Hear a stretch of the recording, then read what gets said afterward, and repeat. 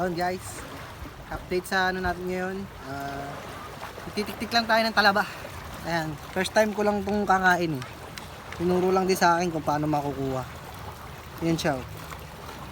Ganyan siya. Yan yung laman. Siya yung laman. Suka lang katapat daw nito eh. Ayan. Yummy na. Ayan, yung ganyan siya kalaman oh. Ayan, magtitik-tik kami dito. Doon. Yung kapatid ko yun. Update namin kayo pagka marami na kami nakuha. Taste test na lang mamaya.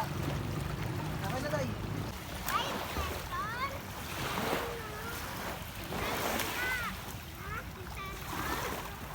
Yun.